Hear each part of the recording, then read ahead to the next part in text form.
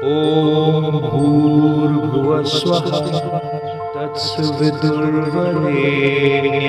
भर्गो देवस्य धीमहि धियो यो नः प्रचोदयात्।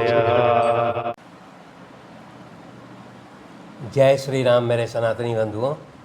आइए इस सनातन रूपी वृक्ष के जड़ों को सिंचित करें और इसे पुष्पित और पल्लवित करें और इसे इतना विराट और शक्तिशाली बना दें कि हमारे आने वाले वंशज अपने पूर्वजों पर गर्व कर सकें तथा विधर्मियों से अपनी रक्षा भी कर सकें। ये विधर्मी शक्तियाँ हजारों वर्ष से हमारी सभ्यता और संस्कृति को नष्ट करने का अथक प्रयास कर रहा है। पिछले अंकों में हम लोगों ने अध्ययन किया कि जब रामचंद्र जी की सेना जब आक्रमण करती है लंका पर, तो रावण जो है अपने सबसे मुख्य जो राक्षस सैनिक है, सेनापति है, उनको भेजता है, जिनमें पहला है वो धूम्राक्ष, दूसरा फिर वज्रद्रंष्ट, फिर अकम्पन और उसके पश्चात अपने सेनापति प्रहस्त को युद्ध के लिए भेजता है। परंतु ये सभी वानर सेनापति जो है वो श्री राम की सेना के द्वारा वध कर दिए जाते हैं। इस अंक में हम लोग युद्ध कांड के 59वें सर्ग के बारे में अध्ययन करेंगे। जब रावण को ये जानकारी मिलती है कि उसके द्वारा जो है भेजे गए उसके प्रतापी सेनापति जिसका नाम प्रहस्त है, उसका भी वध कर दिया जाता है, तब वो बहुत क्रोधित और चिंतित होता है और उसके पश्चात फिर वो कहता है कि अब मैं स्वयं जो है युद्ध का नेतृत्व करूँगा और राम और लक्ष्मण दोनों का वध करूँगा। इसके पश्चात जब वो अपने बहुत जो उसका रथ था, जो उसके रथ में जो है उत्तम प्रकार के घोड़ों का समूह जो है वो लगा हुआ था और वो बहुत सुशोभित था रथ, उस पर सवार हो करके वो युद्ध स्थल की ओर प्रस्थान करता है। यहाँ पर जब वो युद्ध स्थल की ओर प्रस्थान करता है, तब वो रामचंद्र जी जो है विभीषण से जो है वो रावण एवं अन्य उसके राक्षस सेनापतियों के बारे में परिचय पूछते हैं। तब विभीषण जो है वो रावण के साथ चलने वाले सभी राक्षस सेनापतियों के बारे में बताता है एक एक करके। तो पहला वो बताता है कि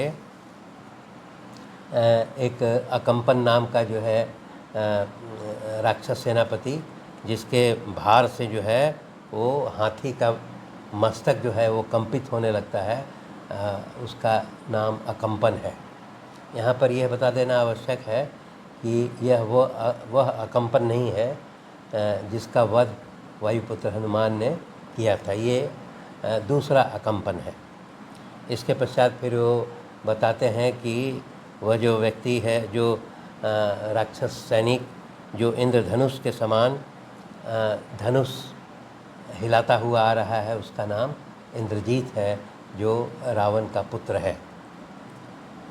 इसके बाद फिर वो बताते हैं कि एक अतिकाय नाम का जो है वो राक्षस सेनापति है, जो अतिरथी है और अतिशय वीर है। इसके पश्चात फिर वो बताते हैं कि एक महोदर नाम का जो है राक्षस सेनापति है, जिसका आवाज़ जो है वो घंटा के ध्वनि के समान उसकी आवाज़ है। इसके पश्चात वो बताते हैं कि वह राक्षस सैनिक जिसके हाथ में भाला है, वो उसका नाम पिशाच है। इसके बाद फिर वो बताते हैं कि वह जो राक्षस सैनिक जो हाथ में तीखे त्रिशूल लिए हुए है, उसका नाम त्रिशिरा है। यहाँ पर फिर यह बताना आवश्यक है कि यह त्रिसरा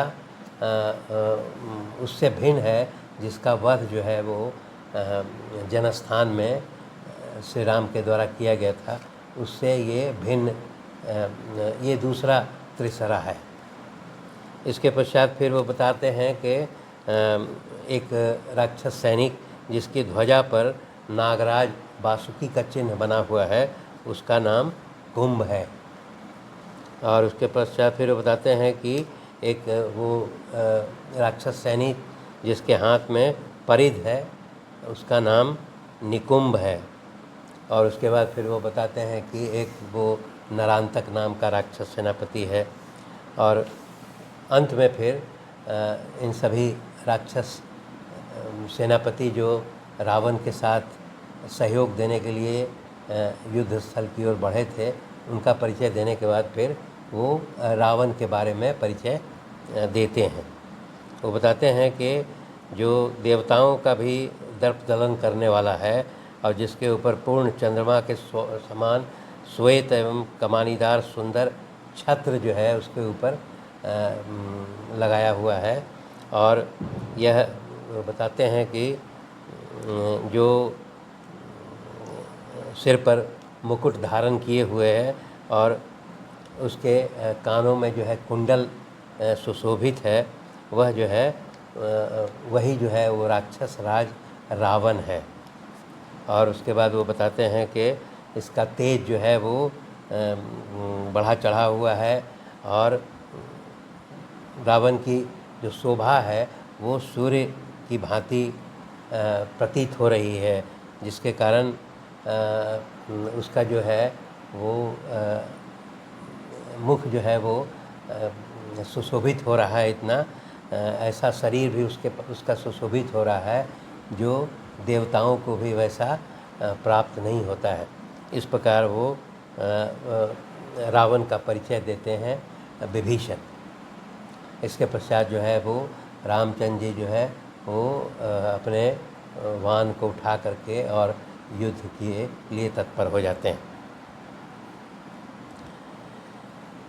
यहाँ पर जैसे ही रावण को युद्ध के लिए देखते हैं तो सर्वप्रथम जो है सुग्रीव जो है वो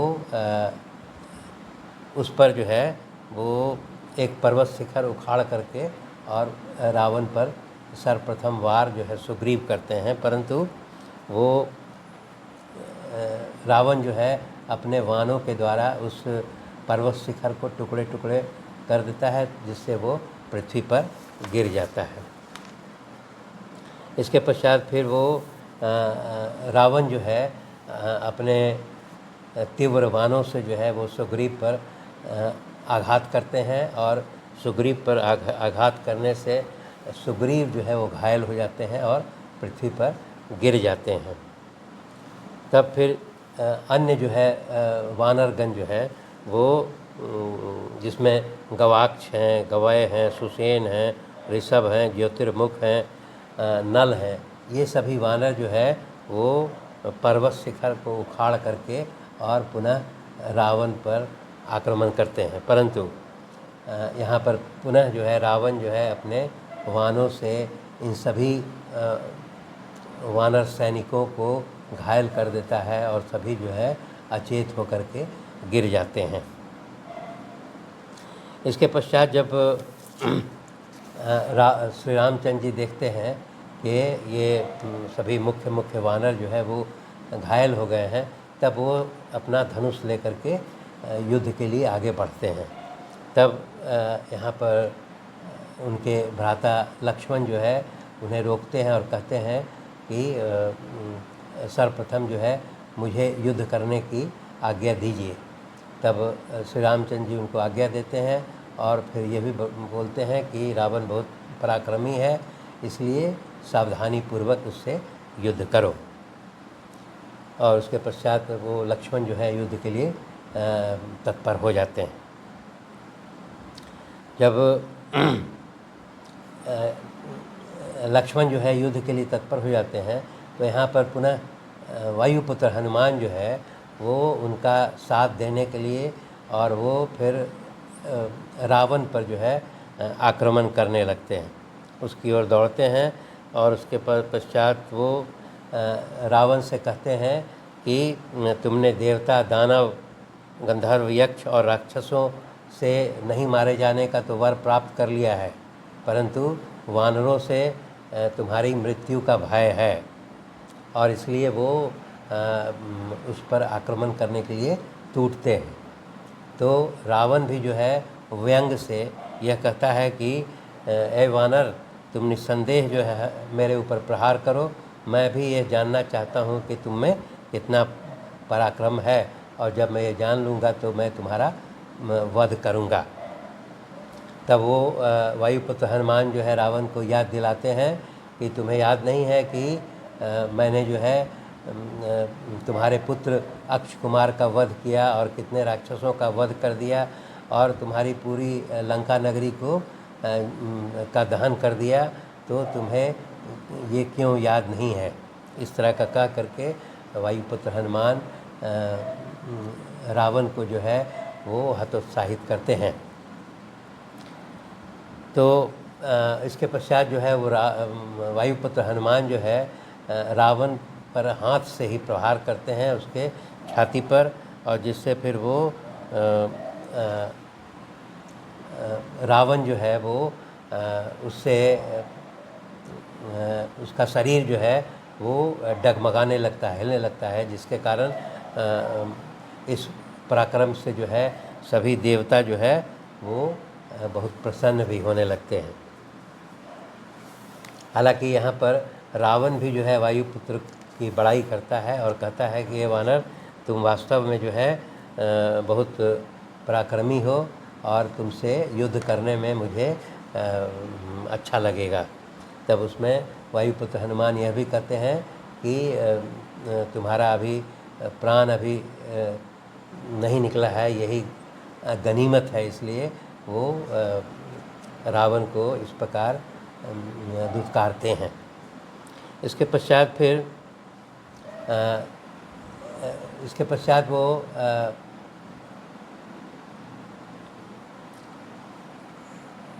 रावण जो है वह भी जो है वायुपुत्र हनुमान के छाती पर प्रहार करता है, जिससे वो वायुपुत्र हनुमान भी गिर जाते हैं। तब उसके पश्चात रावण जो है वो वहाँ पर सेनापति नील जो है युद्ध के लिए तत्पर थे, उन पर आक्रमण करता है और वाण से उन पर आक्रमण करने लगता है। तब नील भी जो है बहुत सारे पर्वत शिखर उखाड़ करके और रावण पर प्रहार करते हैं, परंतु रावण जो है अपने वाणों से नील के द्वारा चलाए गए पर्वत शिखर को टुकड़े टुकड़े कर देता है और वो पृथ्वी पर गिर जाता है। और इसके पश्चात फिर नील जो है वो विभिन्न प्रकार के वृक्षों को उखाड़ते हैं, जैसे अश्वकर्ण, साल, खिले हुए आम्र एवं अन्य नाना प्रकार के वृक्षों को उखाड़ करके और फिर वो रावण पर आक्रमण करते हैं। इसके और रावण इन सभी वृक्षों को फिर काट देता है, और तब जो है नील जो है अपना स्वरूप जो है छोटा कर देते हैं, और छोटा करने के पश्चात वो उसके ध्वजा पर जो है वो चढ़ जाते हैं। तो रावण उससे भी बहुत आश्चर्यचकित होता है और कहता है कि तुम जो है वो शक्तिशाली तो हो ही, और तुम्हें ये मायावी शक्तियाँ भी प्राप्त है और तुम में फुर्तीलापन भी बहुत है, ये इसलिए वो इतना कह कर के नील की बड़ाई भी करता है। तब इसके पश्चात फिर वो रावण जो है आग्नेयास्त्र युक्त बाण निकाल करके और नील पर जो है वो आक्रमण करता है, और उसके बाण से जो है नील घायल हो जाते हैं और पृथ्वी पर गिर जाते हैं। और परंतु नील जो है चूँकि वो काफ़ी तेजस्वी थे, उनका प्राण नहीं जाता है। तब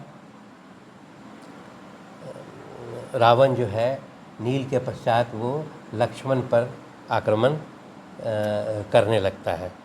तब लक्ष्मण जो है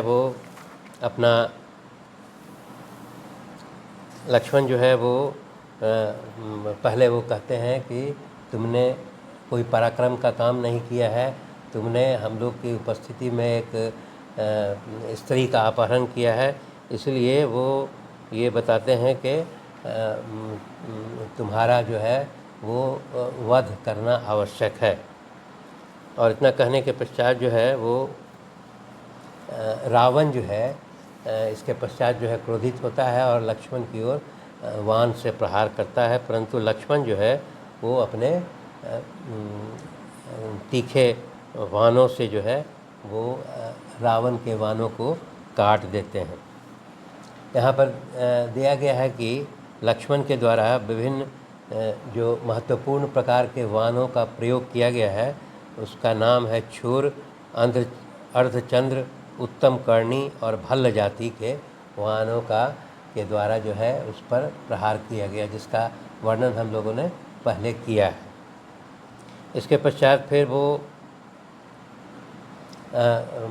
रावण जो है वो ब्रह्मा जी के द्वारा जो प्राप्त तेजस्वी बाण को निकाल करके लक्ष्मण पर आघात करता है, और जिससे कि जिसको कि वो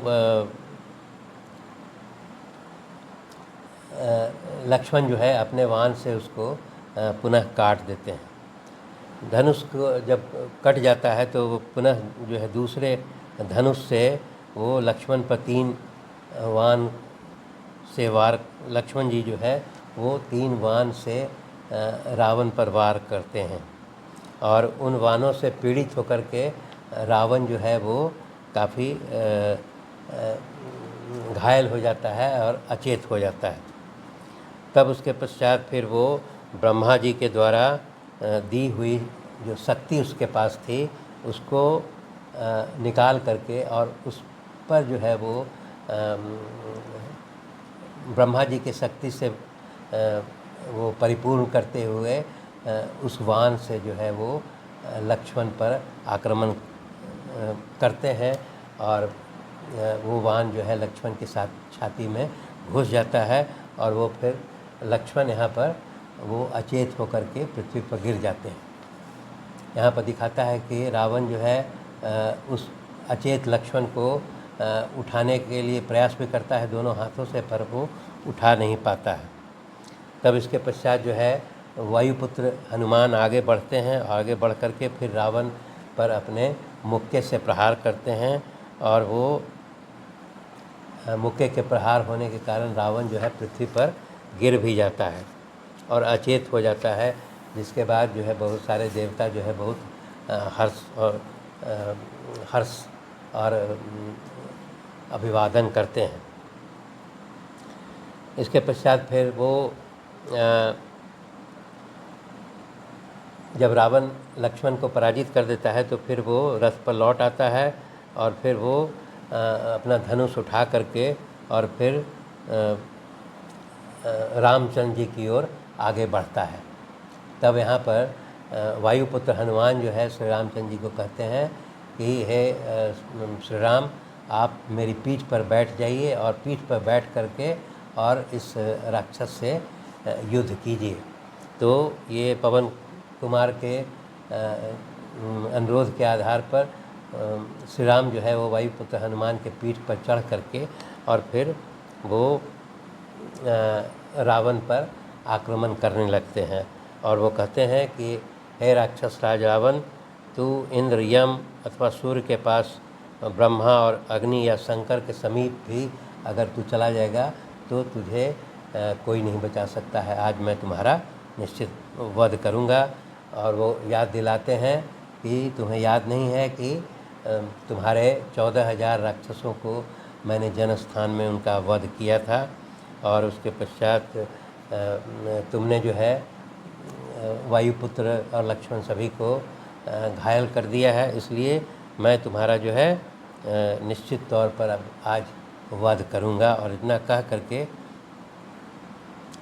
श्री रामचंद्र जी जो है वो तेजस्वी बाण से रावण के विशाल छाती पर आघात करते हैं, जिससे रावण घायल हो जाता है।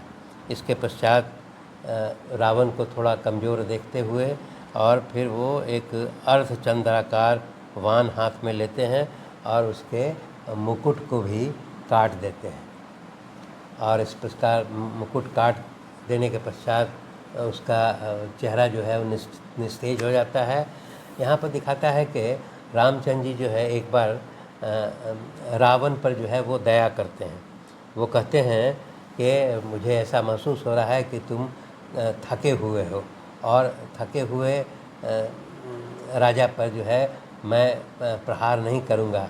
इसलिए वो रावण को कहते हैं कि तुम ऐसा प्रतीत हो रहा है युद्ध से पीड़ित हो गए हो और तुम कुछ देर के लिए लंका में जा कर के विश्राम कर लो, और जब तुम विश्राम करके स्वस्थ होकर के आओगे तो मैं तुमसे पुनः युद्ध करूँगा। क्योंकि रावण का जो है वो सभी रथ और घोड़ा और ये सारा मुकुट वगैरह टूट गया था और वो एक्चुअली वास्तव में जो है वो पराजित महसूस कर रहा था, और इस प्रकार वो शर्मिंदा हो कर के और वो युद्ध का मैदान छोड़ देता है और वापस जो है अपने लंका में लौट जाता है। तो इस प्रकार जो है रावण को पराजित होते देख करके सभी देवता, ऋषि मुनि, इंद्र और ऋषिगण जो है, नाग इत्यादि सभी जो है वो प्रसन्न हो जाते हैं। धन्यवाद।